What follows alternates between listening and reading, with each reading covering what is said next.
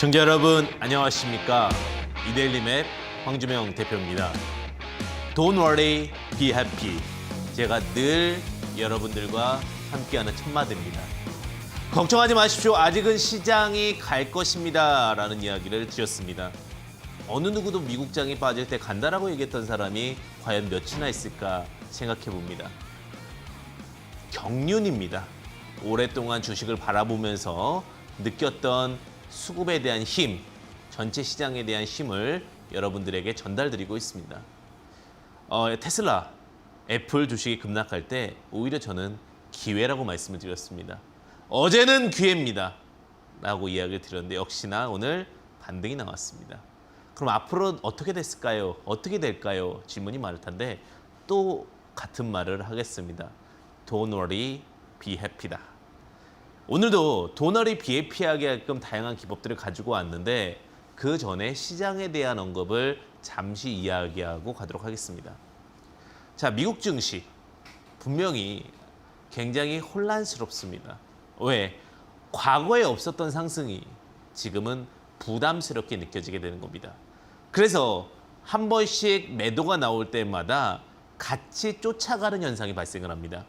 이거 높은 자리에 하니까 우르르 쫓아갔다가 그런데 아직도 유동성이 풍부하니까 다시 그 물량을 싹 잡아서 올리고 있는 모습.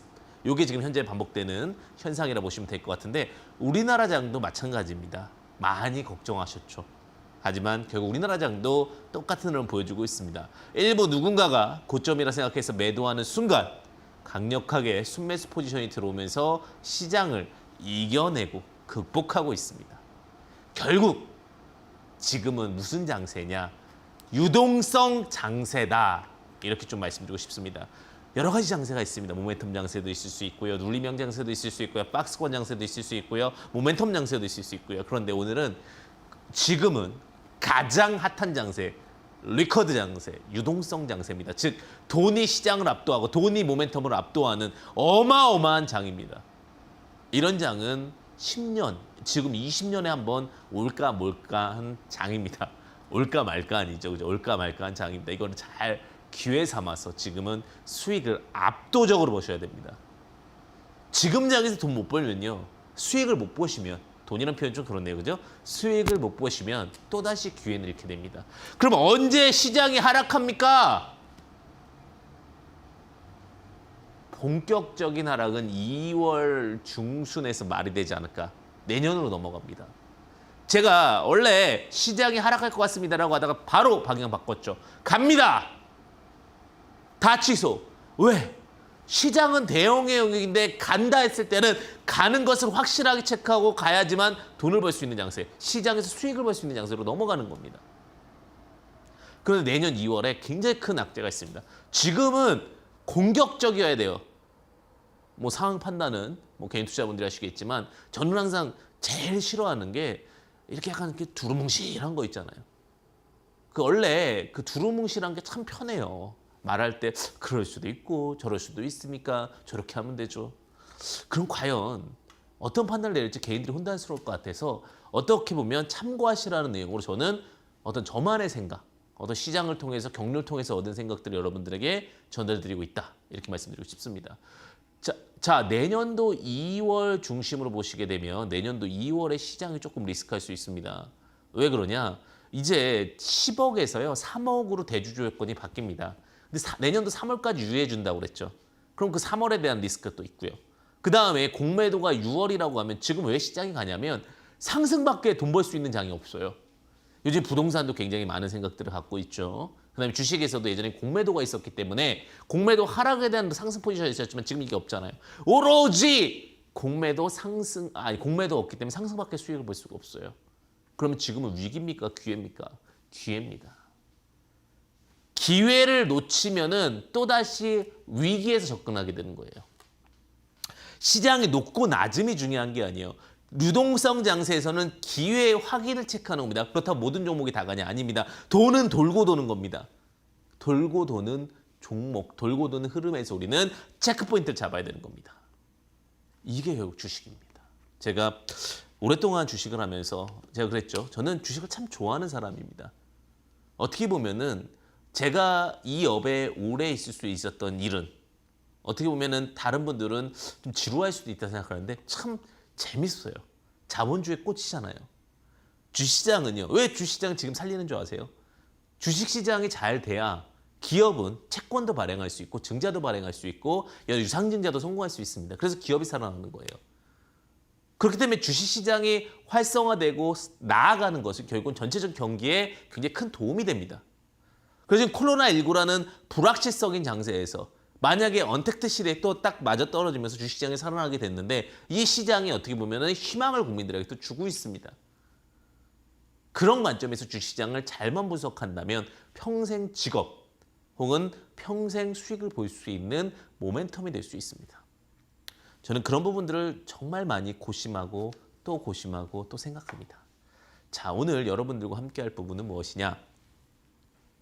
이러한 고심 속에서 정말 시장에서 잘 맞을 수 있는, 그럼 이제 선택과 집중을 해야 되고 내가 누구보다 좀 싸게 사야 되고, 가끔 문의를 주세요. 가끔 문의 주시면 주식을 들어가셨대요. 주식을 들어갔는데 너무나 안타까운 게 있어요. 뭐가 안타깝냐면 종목을 포인트는 잘 잡았어요. 가는 종목 맞아요. 근데 그 목표가가 20%밖에 안 돼. 예를 들면 주식은 뭐라는 건 줄 아십니까? 고민을 사는 겁니다. 자, 그 고민을 사는 건데 그 고민을 잘 해결해야 됩니다. 왜? 내가 고민을 살 때, 스트레스 살 때는 50% 이상 수익이 날 때 저는 스트레스를 받으라고 그러거든요. 즉 주식을 사는 순간 우리는 기쁨을 사는 게 아니라 스트레스 사는 건데 그 스트레스 살려면 최소한 우리의 스트레스 가치는 얼마다? 50%다. 그러한 관점으로 주식을 바라봐야 돼요. 지금 당장 갑니다. 오케이 가요. 근데 그 주식이 50%가 안 가요. 그럼 그 스트레스 받으면 돼요? 안 돼요? 안 돼요. 각자의 판단이지만 전 그래요. 지금 여기서 목표가가 50% 날 수 있느냐 없느냐. 여기서 100% 200% 갈 수 있는 종목이냐 안 종목이냐. 지금 아무리 좋은 종목이어도 50% 가지 못한다면은 저는 그 종목은 반대입니다. 목표가가 50%, 목표가가 200%, 목표가가 300%야 그 반은 수익이 나는 거예요. 근데 딱 보면은 이게 좋은 종목이래요. 아, 그쵸. 그 좋은 종목이기 때문에 높은 자리에 있고요. 거기서 20%가 못 가요. 어떡합니까, 그러면? 그래서 예전에 그랬어요. 소문에서 뉴스에 팔아라. 뉴스에 너무나도 시끄러운 종목들은 벌써 다 올라와 있는데 거기서 20% 갈지 30% 갈지 고민이 안 되냐고요. 되셔야 되는 거죠.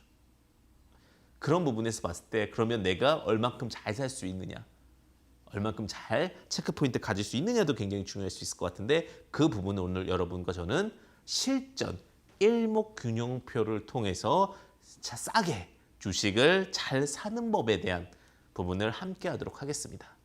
제가 오늘도 이제 그 긴 시간은 아니에요. 그래서 긴 시간이 아니기 때문에 만약 오늘 못다한 얘기들은요.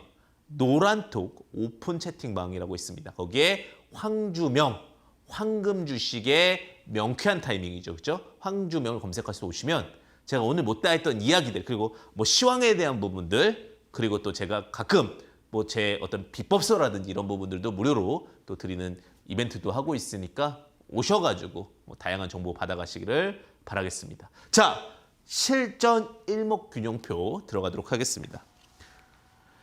자, 일목. 이게 이제 일목산인이 만드는 겁니다. 일목산인이 사실은 주식을 어떻게 잘할 것인가에 대해서 일본인입니다. 근데 예전에 미국과 일본이 어떤 주식에 대해서는 굉장히 많이 활성화되어 있었고 또 많이 앞서 나가 있었기 때문에 미리 좀 만들어진 케이스입니다. 일목이라는 것은 한눈에란 뜻입니다. 한자로 한눈에. 균형은 밸런싱이라는 뜻입니다. 즉 균형에 대한 표다. 동양사상, 이게 동양에 굉장히 많은 사상들이 철학이 좀 녹아져 있는데 그거 살짝 얘기 드리고 그다음에 바로 들어가겠습니다. 일목균형표의 그 기본 사상은 뭐냐면 중간론입니다. 중간론. 균형이라는 밸런싱이 예전에 동양사상이 참 좋은 걸 수도 있고 나쁜 걸 수도 있는데 중간만 가라는 표현 있죠. 너무 나서지도 말고 너무 뒤로도 가지 말고 항상 중도의 자리. 참 그게 좋을 수도 있지만 나쁠 수도 있죠. 현대사회에서는 조금은 또 여러 가지 좀 안 좋을 수도 있는데 근데 이 중간 사상, 그러니까 일본 그 동양 사상에서 나왔던 것이 중간 그 기본 그런 베이스적인 부분을 만들어졌습니다. 그래서 균형이란 관점이 어떤 관점이 되냐면 가격에 대한 부분들이 굉장히 중요시 여기게 되었습니다. 이 가격에 대한 부분들을 통해서 말씀드리는 것이 일목균형표의 중간값입니다. 중간값. 중간을 통해서 우리가 알아본다. 그래서 중심값에 대한 이야기들을 굉장히 많이 얘기하는 것이 일목균형표입니다. 그다음에 이 가격에 대한 부분들과 함께 우리가 진행되는 것이 뭐냐면 시간에 대한 부분입니다. 즉 가격 중심값이라는 것은 뭐냐? 쉽게 얘기하면 고가와 저가의 중간값입니다. 제가 이 부분을 굉장히 많이 좀 이야기 드리고 포인트 체크해드리고 있고요. 그다음에 시간에 대한 부분들은 뭐냐? 과거, 현재, 미래가 일목균형표 안에 다 보입니다. 그래서 사실 이 가격이라는 것이 메리트가 있는 게 예전에 두각을 안 봤다가 프로그램 매매가 많아졌습니다. 요즘에 개인 투자분들이 착각하실 수 있는데 사람이 매매하는 경우보다는 프로그램 매매, AI 매매가 굉장히 많습니다. 그런데 AI 매매에서 가장 중요한 게 가격적인 부분들에서 너무나 쉬운 로직이 발생했다는 겁니다. 이지 로직. 그 다음에 시간에 대한 부분. 우리 시간에 대한 부분들은 우리가 좀 과거, 현재, 미래에서 봤을 때 그 모든 거를 다 포함한 보조지표는 이거밖에 없습니다. 그래서 모든 시간, 과거, 현재, 미래에 대한 균형점도 보여준다. 그 다음에 사실 이것이 음양오행에 대한 부분인데 음양오행이라는 것과 함께 뭐가 있냐면 달이 차면 해가 떠오르고 해가 치면 달이 떠오른다는 형보론을 갖고 있습니다. 즉 상승과 하락에 대한 파동에 대한 가치도 갖고 있어요. 이게 일목균형표입니다. 가격, 시간, 형보, 기타 등등 있는데 이런 관점에서 우리는 일목균형의 중심값이라고 우리는 표현을 하게 됩니다. 제 주식을 보면서 이렇게까지 이제 쭉 보면서 균형표를 분석을 하면서 그럼 이것이 정말 잘만 활용한다면 정말 싸게 살 수 있고 싸게 접근할 수 있고 또 진행할 수 있지 않을까 이렇게 생각을 해볼 수가 있는데 여기에서 이제 우리가 과거, 현재, 미래, 현재라는 값은 사실은 그 현재 가격으로 나타내기 때문에 과거와 미래를 좀 살펴볼 필요가 있습니다. 자, 제가 이제 가격 중간론에 대한 관점으로 먼저 보는 거죠. 그리고 여기에는 시간론이 들어가겠고 파동에 따라서는 그 미래론에서 이제 형보론이 들어가게 됩니다. 너무 어려워요. 하지만 나중에 여러분들이 일목균형표 책을 보실 계기가 있을 수 있고 누군가 설명할 때 이런 베이스가 되면 참 많이 도움이 될 겁니다. 저는 참 제가 원했던 것들을 방송하고 싶었어요. 무슨 말이냐? 저 일목균형표를 공부하는데 이게 다 글로 써 있었을 거 아니에요. 얼마나 그게 어렸을 때 봤는데 이해가 안 됐겠습니까? 근데 누군가가 이렇게 좀 쉽게 풀어줬으면 하는데 항상 기법에 대해서만 이야기를 해요. 그러니까 이해를 하고 쓸 수 있으면 참 좋은데 이해가 안 되니까 얼마나 어려운 방식이 되겠어요. 그래서 제가 나중에 뭔가를 소개할 때는 정말 내가 다 이해해서 좀 쉽게 설명드리고 싶다 혹은 과정을 좀 설명드리고 싶다라는 이야기를 하더라고요. 왜냐하면 제가 바라보고 숙지하는 능력과 왜냐하면 시간이라는 경륜이라는 게 있기 때문에 여러분들이 바라보고 숙지하는 능력은 조금 다를 수가 있기 때문에 제가 잘 빨리 이해하고 풀어주는 요즘에 그런 게 있잖아요. 인문학 요즘에 인기 있는 대부분의 뭐 역사에 대한 이야기들 뭡니까? 책으로 다 볼 수 있지만 누군가 쉽게 그걸 풀어주고 이야기해줘 그러면 얼마나 쏙쏙 들어옵니까? 주식에서도 사실은 그런 게 필요하다고 저는 생각이 들어요. 어느 순간 맞죠 이거밖에 없는 것 같아서 그것도 너무나 좀 안타깝다. 스토리를 잘 알고 계시면 어느 순간 시장에서 조금 더 쉽게 풀어갈 수 있을 텐데 그래서 제가 항상 매주 목요일 저녁 11시 여러분들 찾아뵙고 있는데 다양한 스토리들 좀 이야기할 수 있는 부분들 여러분들이 궁금할 수 있는 부분들 좀 재미있게 풀어드리겠습니다. 뭐 역사 같은 경우도 주식도 역사가 되게 재밌어요. 나중에 이 주식을 통해서 그런 이야기도 있어요. 뉴턴은 과연 주식으로 돈을 벌었을까 못 벌었을까 이런 이야기도 있어요. 제가 좀 이따가 뉴턴이 누굽니까? 만율력의 법칙을 알아냈던 사람이잖아요. 우리가 그 중력의 법칙만 알죠. 그분이 주식에 미쳐 있었습니다. 그분에 대한 스토리도 제가 좀 이따 한번 이야기 드릴게요. 주식으로 풀어간 역사도 굉장히 재밌을 거예요. 자, 보겠습니다. 일목균형표라는 것은 과거를 통해 이제 귀감을 얻는다 해서 과거를 먼저 보게 됩니다. 귀감이라는 것은 이제 거북이 등껍질이죠.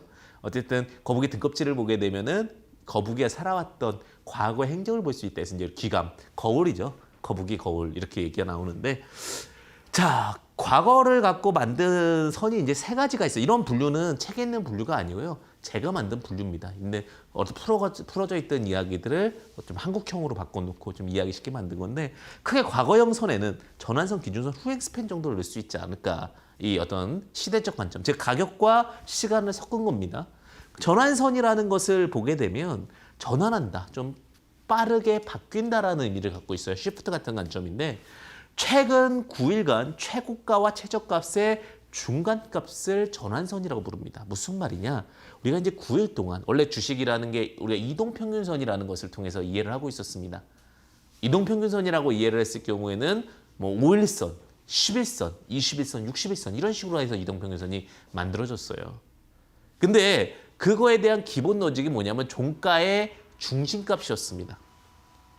근데 그 종가의 중심값이 아니라 전환선이라는 것은 아무리 변화가 있다 하더라도 최고의 가격과 최저의 가격의 변동성만을 나타내는 것이 전환선이다라는 표현입니다. 그래서 최근 9일간 최고가와 최저값의 중심값을 우리는 전환선이라 부른다라고 표현을 하게 됩니다. 이런 거 굉장히 중요한 포인트겠죠, 그죠? 그러면 9일이라는 단어를 봤을 때 우리 이제 또 상대적 비교를 할 수 있어야 되겠죠? 상대적 비교. 이거 어디서 비교를 할 수 있을까 했는데 이동평균선이라는 단어를 우리가 쉽게 접근을 했었죠. 그럼 전환선 9와 이동평균선이랑 접근을 했을 때 우리가 볼 수 있는 것은 이동평균선의 5일선과도 같습니다. 5일과 9일은 다르지 않습니까? 라고 하는데 굳이 비교를 한다면 어느 정도 단기 추세선에 비교했을 때 5일선 그리고 전환선 9. 원래 보조지표 기준으로 봤을 때는 5와 9와 13의 값이 거의 동등한 값으로 이치를 잡게 됩니다. 이런 부분들은 또 나중에 트릭스 13 이게 결국은 또 5일선과 같습니다. 나중에 뭐 트릭스 강의라든지 이런 부분들 볼 때는 제가 그 부분도 구체적으로 좀 말씀을 드리도록 하겠습니다.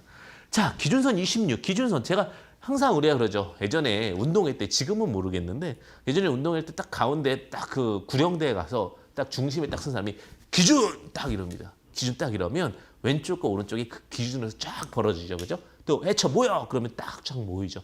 그죠? 군대에서도 그러고요. 근데 이제 기준선이라는 건 뭐냐면 핵심 자리라는 뜻입니다. 이 자리가 정말 중요하다 해서 이름을 만든 게 뭐예요? 기준선입니다. 기준선은요. 이동평균선 기준으로 봤을 때는 20m입니다. 20m. 이동평균선 21선 정도라고 보시면 되실 것 같고요. 최근 26일간, 26일이라고 했을 경우에는 26일간 또 비교하는 거 보게 되면 이동평균선 20일 정도가 되는데 최고가와 최저값의 중심값이다 라고 보시면 될 것 같아요. 그게 뭐라고요? 기준선이라고 부릅니다. 여기까지 이해되셨죠? 그 다음에 이제 후행 스팬 26이라는 게 있습니다. 후행 스팬 26. 자, 후행 스팬 26은 이건 또 처음 들어봅니다. 요게 다 이제 책에 적혀 있는 내용들인데 후행 스팬 26은요. 이렇게 보시면 될 것 같아요. 우리가 한자를 좀 풀어가면 좋거든요. 이게 참 재밌는 게 일목균형표가 한자와 영어를 좀 섞어놨어요. 왜냐하면 미국에서 이제 주식이 좀 제대로 본격적으로 들어오면서 이게 일본도 특화시켰던 게 이제 주식에 대해서 용어에 대한 변경이었거든요. 후행이라는 것은 뒤로 간다의 뜻이죠. 뒤우자의 행자니까. 근데 스팬이라는 것이 뭐예요? 스팸 아니고요. 그죠? 우리 아이가 좋아하는 햄 이런 게 스팸이고요. 스팬이라는 것은 손바닥 한 뼘을 스팸이라고 그럽니다. 스팬. 저도 말을 틀렸네요. 그렇죠? 스팬이라고 그러는데 후행 스팬은 뭐예요? 뒤로 한 뼘 뒤로 미룬다라는 의미예요. 그래서 자, 이런 관점이 되겠죠. 현재 가격이 26일 뒤로 가는 겁니다. 그럼 이 26일과 그 26일 전의 캔들과 지금 현재 가격의 그 위치를 보는데 26일 캔들보다 위에 있으면 한 달 전 악성 매물을 소화했구나. 이걸 보는 겁니다. 그래서 물량 소화되는 거를 보여주는 것을 후행 스팬이라고 부릅니다. 근데 오늘 그중에서 제가 여러분들과 함께 할 것은 사실 일목균형표 강의만 해도 한 30강은 만들 수 있을 것 같아요. 그중에서 오늘은 제가 전환선과 기준선을 갖고 가장 일반적인 부분을 갖고 만든다라는 부분. 하지만 이런 후행 스팬이나 이런 것들도 알고 계시면 제가 일목균형표 강의를 쭉 할 때 분명히 도움이 될 수 있어서 오늘은 약간 전반적인 이야기들도 같이 해보겠다라는 부분 참고해 보시면 좋을 것 같습니다. 이게 어디 적혀 있는 겁니까? 이 단어는 적혀 있지만 이렇게 구분된 것은 없습니다. 이것은 제가 이제 오랫동안 일목균형표를 보면서 분류를 해놓은 것이다라고 보시면 될 것 같습니다. 다음 한번 보겠습니다. 시간적으로 보니까 현재는 그냥 P라는 가격을 두기 때문에 크게 의미가 없을 것 같고요. 미래에 대한 관점을 또 고민을 하게 됩니다. 자, 미래 참 일목균형표가 참 재밌다라고 생각한 게 사실은 미래에 대한 보조지표, 미래에 대한 가치도 함께 보여주고 있다는 겁니다. 미래라는 것은 과거와 현재를 바탕으로 귀감을 바탕으로 우리는 미래를 예측하게 되는데 파동론의 관점으로 저희는 보게 됩니다. 파동론. 자, 그러는데 제가 이렇게 분석을 하다가 뭐가 해결이 안 돼요. 뭐가 해결이 안 되냐면 어떠한 수치값을 만들어내지 않으면 이건 용어가 설명이 안 되는 거예요. 어느 책에도 없는 거예요. 어느 영상에도 없어서 제가 임의적으로 만들었습니다. 당신은 미래선으로 넣어줄게 해서 만든 게 미래선 52입니다. 이거는 제가 만든 선입니다. 미래선 52의 값을 만들었는데 이것은 최근 52일간 최고가와 최저값의 중간값입니다. 근데 이건 왜 미래선에 포함되냐? 과거선에는 포함되지 않는 것이 나중에 눌림매매 때 쓰는 게 아니라 스팬이라는 과정에서 쓰일 선이기 때문에 미래선이라고 제가 직관적으로 쓰게 됩니다. 굳이 분류를 한다면 나중에 미래선 모법도 있기 때문에 이동평균선이랑 비교를 한다면 우리가 이동평균선의 61선과 같습니다. 61선과. 자, 그러면 우리는 세 가지 이동평균선에 대해서 아니죠. 세 가지 일목균형표 선에 대해서 학습을 하게 됐습니다. 과거를 통해서 학습할 수 있는 게 뭐였습니까? 전환선, 기준선, 그렇죠? 전환은 시프트 팍팍팍 되는 걸 전환선이라고 해서 5이동평균선 같다. 기준선은 21선과 같다. 그리고 마지막으로 미래선 52, 61선은 52, 61선과 같기 때문에 근데 왜 과거 지표였느냐? 미래 지표에 쓰이기 때문이다. 여기까지 됐어요. 선 3개 배웠고요. 후행 스팬 배웠는데 참 재밌는 게 이제 과거에 대해서 보였는데 이제 앞으로도 가고 싶은 거예요. 우리가 선행 학습을 한다고 그러죠. 그죠? 선행 스팬에 대한 부분들도 우리가 체크해 볼 수가 있습니다. 선행 스팬은 1과 2가 있습니다. 선행 스팬 1은 선행 스팬 2는 이렇게 구분이 되는데 선행 스팬 1은요. 과거선을 통해서 만들어주는 값이 일반적입니다. 자, 기준선과 전환선의 중간값을 기준선과 전환선의 중간값을 26일 앞으로 이동합니다. 무슨 말씀인지 알겠죠? 기준선과 전환선. 아까 전에 기준선 배웠고 전환선 배웠죠? 이거를 26일 앞으로 이동한 선을 우리는 뭐라고 부르니까 선행 스팬 1이라고 합니다. 근데 우리가 전환선은 9라고 놨고요. 기준선은 26이라고 놨었죠. 26일 기준값으로. 자, 그럼 선행 스팬 2를 보겠습니다. 선행 스팬 2는요. 미래선을. 미래가 뭐였죠? 52죠. 52의 값을 62일 앞으로 이동한 선이다. 그러면 이게 선행 스팬이 1이 단기 값이 될 거고요. 선행 스팬 2가 중기 값이 될 겁니다. 와, 구분이 잘 되죠. 이렇게 재밌을 수가. 그죠? 자, 그 선행 스팬 1과 선행 스팬 2에서 자, 구름대가 만들어집니다. 선행 스팬 1이 있고 선행 스팬 2가 있으면 이런 식으로 구름대를 만드는 거예요. 근데 1이 위에 있으면 이게 정배열이라고 그러죠. 단기가 중기보다 위에 있으면 이걸 양운이 형성이 되고요. 오히려 2가 위에 있으면 이것을 음운이 형성됩니다. 이게 용어 다예요. 지금 처음이라 너무 어려운데요. 그렇게 생각할 수도 있겠지만 그럼 양운, 음운부터 시작해 선행 스팬 1, 2, 구름대, 미래, 현재까지 다 공부되신 겁니다. 일목균형표 이만한 책이 이걸로 끝난 거예요. 제가 그러면 요 중에서 우리가 이제 요 중에서 이 선행 스팬 1이나 2나 미래선 이런 부분은 나중에 학습하기로 하고요. 오늘은 쓸 게 뭐냐면 전환선과 기준선입니다. 자, 이제 진짜 핵심 사항을 들어가기 위해서는 다시 한번 보겠습니다. 전환선은 최근 9일간 최고가와 최저가의 중간값, 기준선 26은 26일간 최고가와 최저값의 중간값. 요거만 보면 된다. 자, 쉽게 가겠습니다. 자, 제가 설명을 드리는 거는 제가 말씀드렸죠. 나중에 이렇게 하면 절대 안 잊어버려요. 제가 지금도 많은 것들이 기억이 나는 게 스토리로 기억한 것들은 정말 오랫동안 기억이 나더라고요. 제가 예전에 애들 교육을 시켜보고 과외를 했었어요. 과외를 했었는데 공부 잘하는 친구들과 또 어떤 성과가 잘 나오는 친구들과 못 나오는 친구들은 뭐 우리 애는 머리가 좋아, 우리 애는 머리가 나빠 이게 아니에요. 공부를 잘하는 사람과 못하는 사람 물론 선천적인 능력도 있겠지만 머리에다가 뇌에다가 그 집을 만듭니다. A방, B방, C방, D방, E방을 만들어 놓고 내가 정리된 내용을 차곡차곡 머릿속에 쌓아 놓고요. 내가 정리가 돼 있는 사람은요. 그것을 A방에서 꺼내야 될지 B방에서 꺼내야 될지 알죠. B방의 뇌 문을 열게 되면 그 문 속에는 여러 가지 배치 구조가 딱 보이는 거예요. 이게 사실은 공부 구조거든요. 주식도 마찬가지예요. 주식도 이해가 잘 안 되는 거. 아, 제가 지금은 나이가 많아서요. 너 나이가 적어서요. 이게 아니라 지금도 마찬가지 차곡차곡 정리돼 있고 교재로 만들 수도 있고 뭐 나만의 방법으로 해서 그걸 정리를 잘하는 사람은요. 기법이 형성되고 과정도 보이는 겁니다. 그런데 이제 여기서 뭐가 문제냐면 그런데 이제 가끔 정말 사회에서 성공하신 분들이 주식을 실패하는 경우도 너무나 많아요.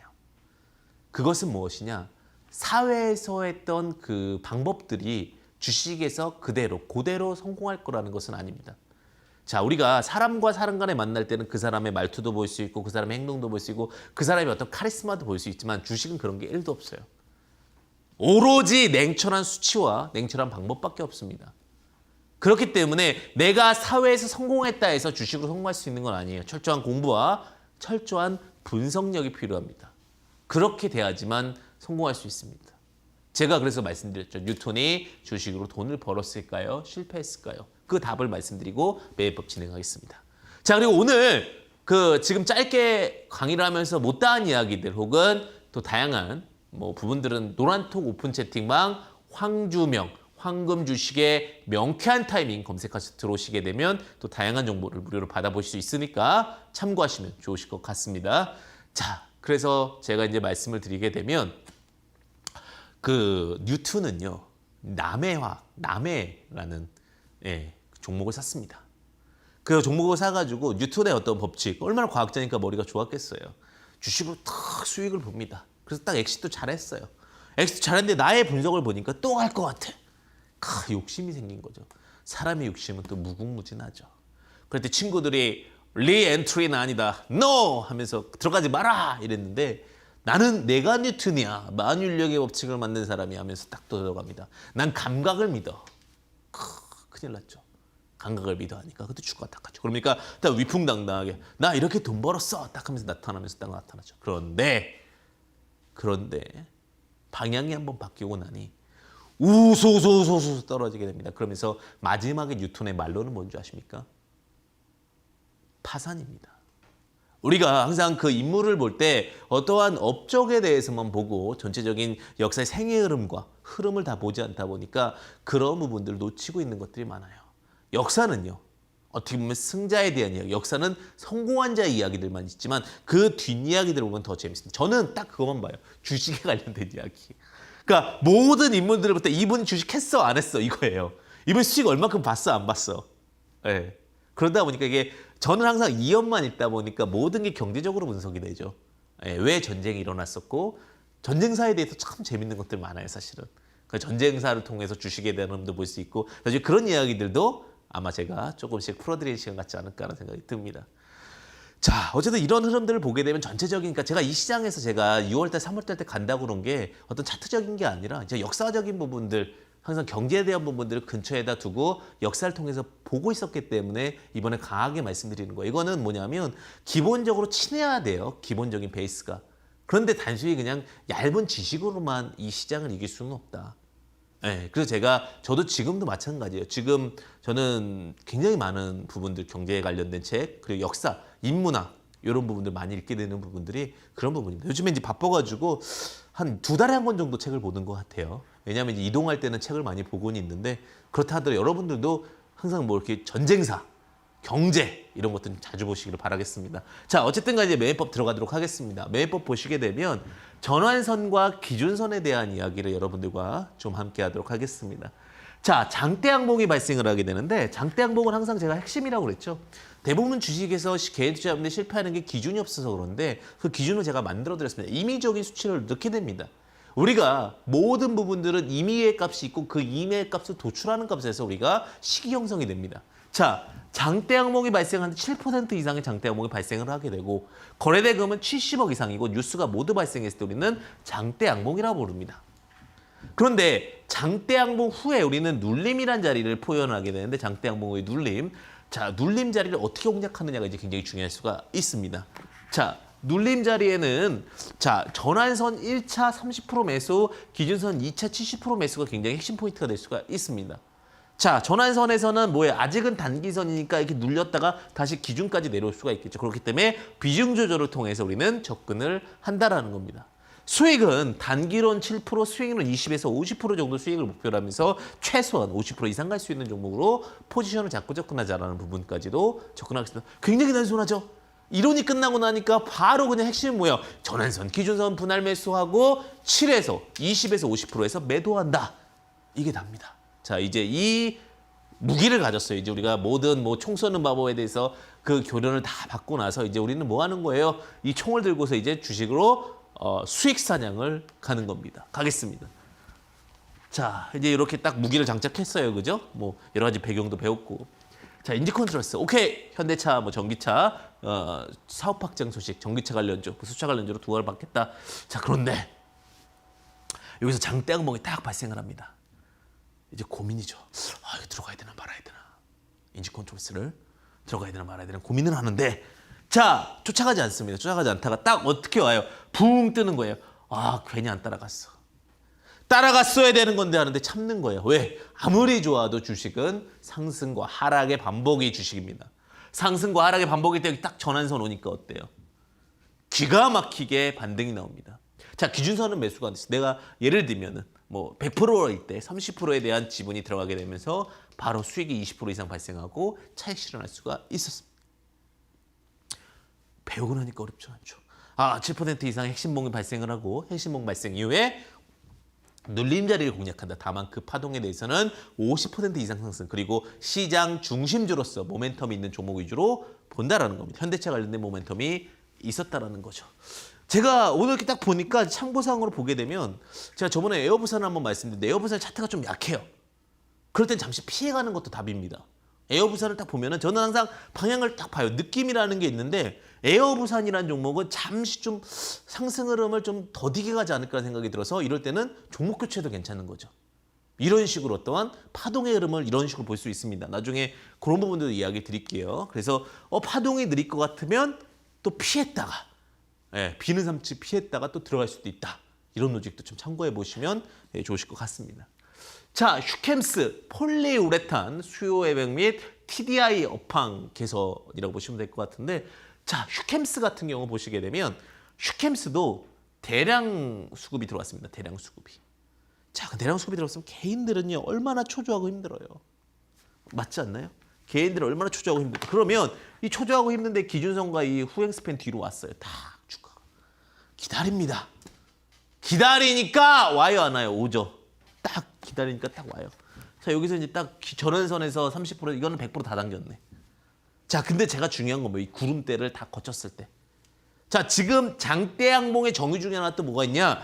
구름대 밑에 있는 거, 벌써 구름이 들이면 비가 내릴 수도 있잖아요. 그 비 위에서의 포지션이라는 거예요. 왜? 우리는 뭘 또 중요시합니까? 탄력성을 중요시합니다. 탄력성. 탄력성. 예전에 경제학 수업에 탄력성 이야기 굉장히 많이 나왔는데, 주식에서 얼만큼 빨리 움직일 수 있느냐에 대한 포인트도 굉장히 중요할 수가 있습니다. 그래서 탄력성에 대한 포인트들 보시면서 접근하시게 되면, 자, 눌립니다. 눌리는데 전환선 기준선 오케이 하면서 탁 상승하면서 20% 이상 상승 파동을 봅니다. 굉장히 단순하죠. 급등 이후에 전환선 30% 기준선 70% 매매. 그 대신에 모멘텀이 있어야 되고, 그 모멘텀에 대해서는 항상 체크를 하면서 시장 중심주로서 50% 이상 갈 수 있는 종목을 20% 혹은 7%의 수익을 보면서 우리는 안전하게 매매를 진행한다. 가격론이 진행되는 부분은 왜요? 지금은 무슨 시대? AI 프로그램 시대. AI 프로그램이 지금은 아직은 뭘로 접근한다? 가격으로 접근을 한다. 아직까지 주식 AI가 특화되어 있지 않기 때문에. 그래서 제가 요즘에 이제 공부를 정말 많이 하는 게 AI 프로그램에 대한 고민도 굉장히 많이 합니다. 단순히 이제 그렇죠. 난 주식에서 완성됐다. 완성되면 뭐합니까? 새로운 트렌드가 계속 나오는 걸. 뒤처지면 안 돼요. 주식은요, 안주하는 순간 실패하는 겁니다. 지금의 트렌드는 무엇인가? 어떠한 매매가 유도되는 것인가? 앞으로 나아가고 압도적인 수익률이 나오는 사람들은 결국은 그 흐름을 다 체크하는 사람입니다. 예전처럼 주먹구구식으로 하는 시대는 완전히 끝났어요. 운 따라가는 거잖아요. 운 따라가서 수익 보는 게 이제는 없어요. 지금 당장 조금 수익 날 수는 있겠죠. 그러다 결국은 한 번 정도 크게 맞습니다. 그래서 우리는 공부하셔야 되고, 그래서 우리는 정확하게 트렌드를 읽으실 줄 아셔야 됩니다. 예전에 뭐 수익 투자 대회에서 1등 했다고 해서 지금 1등 할 수 있을까요? 아닙니다. 전체적인 흐름을 다 볼지 모르면 절대로 1등 못 합니다. 저도 예전에 뭐 시전 투자대회에서 1등을 몇 번 했습니다. 하지만 그때의 흐름과 또 지금의 흐름은 달라요. 그러면 그거에 대해서 계속해서 체크하고 확인하고 연습하지 않으면 그 부분을 놓칠 수밖에 없다는 부분 참고해 보시면 좋을 것 같습니다. 자, 대종화금. 대종화금 같은 경우 이제 SK케미칼과 학잡 투자사를 설립했습니다. SK케미칼과 대종화금 이제 원료죠, 원료. 의약품 원료라든지 화장품 원료 관련해서 모멘텀이었는데 딱 여기 딱 뜨니까 여기도 떴고 여기서 떴는데, 여기 구름대에서 여기 떴지만 여기 쭉 밀려서 기준선까지 왔잖아요. 쫙 끌어올라가잖아요. 그죠? 그리고 여기서 또 한 번 딱 눌리니까 딱 올라가잖아요. 모멘텀을 탄 종목들이 눌림 자리는 전환선과 기준선이라는 겁니다. 결국은 그 자리에서 그러니까 기다릴 줄 아는 것. 우리가 주식이라는 것, 그 가장 훌륭한 음악과 가장 hul륭한 인생 삶 중에서 가장 멋진 삶이라고 평가하는 가장 중요한 게 열심히 일하는 것도 있지만 언제 잘 포즈를 주느냐예요. 쉼이에요, 쉼. 이 세상에서 가장 어려운 게 쉼표라고 그러죠. 예, 쉼표를 어느 포인트에 두느냐. 자, 우리는 주식이 상승만 있을 수도 있지만 그 쉼표가 어느 자리에서 찍히고 딱 정말 멋진 음악자 보시게 되면 예전에 임배범 씨가 그죠? 막 노래 부르다가 갑자기 여러분이란 노래였나요? 딱 멈춰요. 딱 멈추고 나서 누가 나를 위로해 주던가 했나요? 딱 그랬더니 뭐 관객분들한테 바로 여러분이라고 했나? 제가 잘 기억은 안 나요. 근데 그 순간적인 그 포즈가 어마무시한 여운을 주면서 막 눈물도 나고 막 관객들에 대한 호응도 엄청나고 막 그랬던 거잖아요. 근데 주식도 마찬가지예요. 정말 압도적인 수익, 정말 명쾌한 수익이 나려면 단순히 주식이 그냥 가서는 안 돼요. 탁 올라가다가 툭 떨어져야 돼요. 툭 떨어질 때 뭐예요? 탁 쉼표. 탁 전환선 한번 눌러주고 기준선 한번 눌러주고 탁 쉼표 딱 찍고 나서 그 다음에 이제 다시 이제 목소리 올라가는 거죠, 그죠? 그 노래처럼 막 올라가면 어떻게 되는 거예요? 주가 팍 가는 거예요, 그죠? 이 쉼이 없이 이렇게 가면 나중에 지친다니까요. 그리고 주식도 마찬가지로 감동이 없어요. 수익도 감동이 탁 쉬고 나서 딱 가면 더 환호하죠. 수익 시장 참여자들은. 그것이 어떻게 보면 모든 주식이라는 것도 결국은 사람과 사람 간의 거래. 물론 AI라는 것도 물론 AI도 사람의 어떤 로직을 통해 만들어지니까 이러한 어떤 움직임이다라고 보시면 될 것 같죠. 자, 다음 한번 보겠습니다. 자, 바디텍메드. 바디텍메드도 이 저평가주였어요. 저 PBR 관련된 종목인데 자, 쫙 올라가다가 환호를 하죠. 환호하는데 이제 여기서 이제 탁 멈춰주는 거예요. 탁 멈춰주면은 멈춰주고 딱 포즈 탁 하니까 그 다음에 어때요? 이 힘보다 더 세게 탁 올라가죠. 이게 뭐예요? 주식의 가장 일반적인 논리다. 근데 어디서 쉬어질지를 알아야 되는 거예요. 잘 보세요. 우리가 방송도 그렇고 제대로 그 실자리에서 못 쉬면은 사고죠. 주식도 마찬가지예요. 이런 데 말고 이런 데서 쉬면은 그 종목은 안 좋은 거예요. 종목이 정말 좋은 종목인지 안 좋은 종목인지도 알 수 있는 게 베테랑이다. 노베테랑이다. 확인할 수 있는 게 뭐예요? 전환선과 기준선에서 탁딱 맞춰줄 때. 그 종목은 그러면 훌륭한 종목이고요. 그런 것들을 전환선과 기준선을 못 맞춰줄 때는 뭐예요? 조금은 부족한 종목이 있습니다. 바디텍메드는 이제 코로나19 항원 진단키트 관련된 종목으로 저 피부에 관련된 두각을 받았는데 탁 보시게 되면 횡보시키다가 이제 딱 나 주인공이 하면서 딱 떠오릅니다. 팍 하면서 떠올랐어요. 그죠? 정점을 딱 찍은 거야. 그리고 나서 포즈를 딱 주고 나서 그 다음 포인트가 끌어올라간다는 거죠. 이게 이제 어떻게 보면은 바디텍메드다. 자, 다음 한번 보겠습니다. 와이즈 플러스. 저는 이제 사실은 요즘의 가수분들은 잘 몰라요. 근데 블랙핑크라는 가수가 있다라고 합니다. 블랙핑크라는 가수가 굉장히 인기가 높대요. 그래가지고 유튜브라고 하죠. 유튜브에서 굉장히 많은 또 조회수를 있고. 근데 YG 플러스가 뭐냐면 YG 엔터테인먼트 같은 경우는 기획사라면 YG 플러스 같은 경우는 약간 그와 관련한 어떤 브랜드 마케팅이라든지 브랜드를 통해서 다양한 상품화 시키는 곳이라고 보시면 될 것 같아요. 근데 YG 플러스 같은 경우도 쫙 끌어올렸다가 뭐예요? 포즈를 주죠. 딱 기가 막히게 어디서 포즈를 줘요? 이 종목이 멀리 갈 수 있었던 건 아래 꼬리가 너무나 훌륭하게 포즈를 찍었다는 거. 딱 기준선에서 그죠. 갑자기 딱 무릎을 꿇으면서 탁 멈춘 거예요. 그러니까 어떻게 해요? 이제 잘 멈췄으니 그 다음부터는 상승이죠. 쫙 그러면서 이제 뭐예요? 바로 100% 상승을 만든 거죠. 모멘텀이라는 것이 결국 근데 중요한 건 뭐냐면 제가 말씀드린 지금 이게 빨간색이니까 선행스팬이죠. 아니 선행스팬이래요. 양운이죠. 선행스팬 1이 선행스팬 2보다 위에 있는 이 양운 구름대에서 추세를 타고 올라가는 종목이다. 라는 것도 멋있는 거죠. 주식은 항상 멋있게 하는 거다. 라고 말씀드리고 싶습니다. 자, 다음 한번 보겠습니다. 테림포장. 테림포장 같은 경우도 빵 뜬 거예요, 주가가. 주가가 뜨고 나서 전환선, 기준선 탁. 포장 택배 관련주로서 두각을 봤는데 이 종목이 구름대 위로 올라가면서 거래량을 실었습니다. 뭐 지금 인수권 뭐 이런 이야기도 있지만 최근에 이제 뭐 골판지 사업도 그렇지만 요즘에 이제 뭐 택배 열풍이죠, 그죠? 요즘에는 뭐 여러 가지 부분들이 다른 거는 거의 뭐 잘 몰라요, 그죠? 택배를 통해서 많은 부분들이 움직이죠. 좀 불편하기도 해요. 근데 잘 진행이 돼야죠. 사실은 코로나19가 빨리 종식됐으면 좋겠는데 그러다 보니까 이제 면대면에 대한 부분이 많이 없다 보니까 결국은 진행되는 사항들이 어떻게 보면은 비대면으로 할 수 있는 상품들, 그러면서 택배 물량 이런 것도 높아지면서 거래량이 증가가 됩니다. 팍 치고 올라갔다가 전환선과 기준선 이후에 급등 이 포지션이 발생했다는 거죠. 굉장히 단순한 로직이에요, 그죠? 일목균형표 구름대 위에서 장대양봉이 하나 발생하고 장대양봉 이후에 성장성과 모멘텀에 대한 확고한 부분을 체크하고 50% 이상의 상승 파동을 체크한 다음에 전환선 매수, 기준선 매수, 전환선 30, 기준선 70, 30을 갖고 70을 갖고 20에서 50%가 올라오면은 전략 매도를 통해서 우리는 로직을 만들어냈다. 여기까지가 오늘의 기본 매매법이었습니다. 제가 어떻게 보면은 일목균형표에 대해서도 정말 무궁무진한 이야기들이 참 많습니다. 그리고 제가 이런 부분들을 뭐 검색식으로 만들어 볼 수 있고 다양한 시도들도 필요할 수가 있는데 제가 여러분들과 항상 함께하고 있죠. 만약에 오늘 다 못다한 이야기들이 있다 생각하시는 분들은요. 노란톡 오픈 채팅방에 황금 주식의 명쾌한 타이밍. 제가 자꾸 왜 황주명을 검색하면서 여러분들도 기억하시라는 거야. 아무리 좋은 주식이라 하더라도요. 명쾌한 타이밍이 아니면 안 된다는 거죠. 그래서 황주명 검색하셔서 들어오시게 되면은 좀 체크해 볼 포인트가 있다라는 부분 보시면 좋으실 것 같습니다. 자, 그럼 이제 전체적인 시장, 해외 시장을 좀 체크해 보겠습니다. 제가 그런 얘기를 드렸어요. 유가에 대한 부분들을 정말 많이 저는 봅니다. 저는 이제 그 잠을 요즘에 최대한 일찍 자려고 해요. 예, 그래서 요즘에는 한 12시에서 1시? 12시에서 1시 사이에 자가지고 한 4시 정도 일어납니다. 한 4시 정도면 유가가 아직은 그때 돌아가고 있어요. 왜냐하면 유가는 제가 뭐 9시 포인트에 한번 보고요. 9시 반 포인트에 한번 보고 9시에서 10시 한번 보고요. 11시에서 한 12시에서 한번 보고요. 한 4시 정도에 2, 3시에도 있는데 그때 되면은 그 잠이 너무 하잖아요. 2, 3시에 원래 봐야 되는데 그건 배제하고 이때를 좀 제가 봅니다. 시장 전체 흐름을 보려고.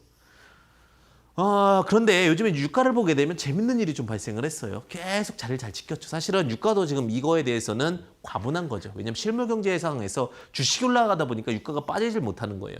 뭐 브렌트유라든지 두바이유라든지 지금 크루드 오일 이런 것들, 특히 크루드 오일 같은 경우는 런던 거래소에서 유통이 되기 때문에 가장 이제 핫한 유가 상품이라고 보시면 될 것 같은데, 자, 유가가 계속해서 유가가 유지를 하다가 이번에 툭 밀렸어요. 그죠? 툭 밀리면 37.82까지 내려오는데 다시 올라가겠다는 생각이 좀 들더라고요. 사실 적정 가치는 유가는 35달러 선이 지금 맞다고 보는데 아직은 우리 주가도 사실은 코스피 기준으로 봤을 때는 경제 상황에서 1800포인트가 맞아요. 근데 이 부분이 이제 자금력, 리커드에 대한 부분 때문에 올라가고 있는 상황인 거죠. 따지고 보면. 그래서 주가가 툭툭툭 다시 올라갈 가능성은 있다고 봐요. 그래서 42.5달러 부분까지는 크게 무리수는 없어요.